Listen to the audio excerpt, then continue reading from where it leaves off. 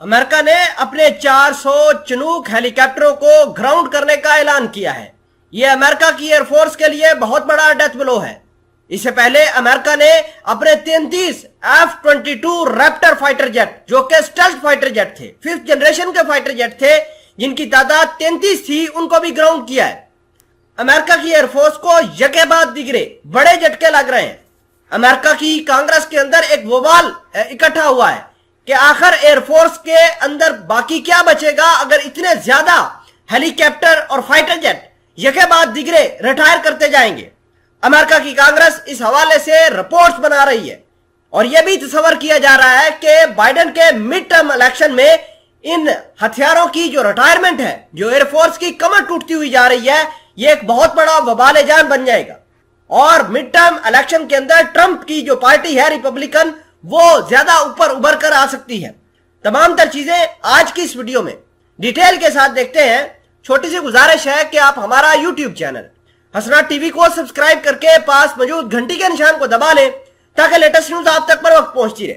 America ने करीबन 40 साल तक इस हथियार का इस्तेमाल किया है।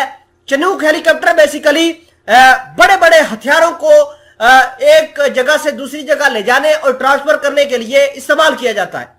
इसके अलावा यह रिलीफ डिजास्टर मैनेजमेंट के अंदर भी इस्तेमाल होता है। अमेरिका का यह चिनूक हेलीकॉप्टर, जिसको दरअसल CH-47 कहा जाता है, यह एक बहुत बड़ा हथियार समझा जाता है। अमेरिका की जितनी भी लॉजिस्टिक का सामान होता है, यह सारी की सारी लॉजिस्टिक का काम करता है। अमेरिका ने अपने चिनूक हेलीकॉप्टर का इस्तेमाल न सिर्फ मिडल ईस्ट के अंदर किया बल्कि वियतनाम की जंग के अंदर भी किया। अहम बात यह है कि पाकिस्तान के नेबर में अफगानिस्तान था। जब अमेरिका यहां पर अटैक कर रहा था तो उस वक्त इन चिनूक हेलीकॉप्टर की बड़ी हाइप थी। अमेरिका ने 20 साल तक अफगानिस्तान के अंदर इन चिनूक हेलीकॉप्टर का इस्तेमाल किया है। अमेरिका ने इन्हीं हेलीकॉप्टर की बदौलत अपने बड़े बड़े हथियार लाकर यहां अफगानिस्तान के अंदर इंस्टॉल किए थे और पूरे साउथ एशिया को और उनकी सिक्योरिटी को, सॉवरेनिटी को थ्रेट किया था। अब ये अमेरिका 400 हेलीकॉप्टर अपने रिटायर कर रहा है, तो अमेरिका की एयरफोर्स के लिए लॉजिस्टिक का सामान ले जाने के लिए और इसके साथ साथ डिजास्टर मैनेजमेंट के जो काम होंगे वो काफी टफ हो जाएंगे। आपको ये बता दें कि अमेरिका जहां चाइना और रशिया के साथ कन्फ्रंटेशन में है, वही अमेरिका आजकल अपनी एयरफोर्स को लेकर काफी परेशान है। आपको ये बता दें कि भारत के पास भी 15 चिनूक हेलीकॉप्टर हैं। भारत ने ये चिनूक हेलीकॉप्टर का सौदा 2019 के अंदर किया था। 2019 के अंदर कुछ हेलीकॉप्टर आए जिनकी तादाद 5 से 6 थी और बाकी के बचे हेलीकॉप्टर साल 2020 के अंदर अमेरिका ने इनको ट्रांसफर किए थे। भारत इन चिनूक हेलीकॉप्टर का इस्तेमाल लद्दाख और LAC के ऊपर काफी अच्छे से कर रहा है।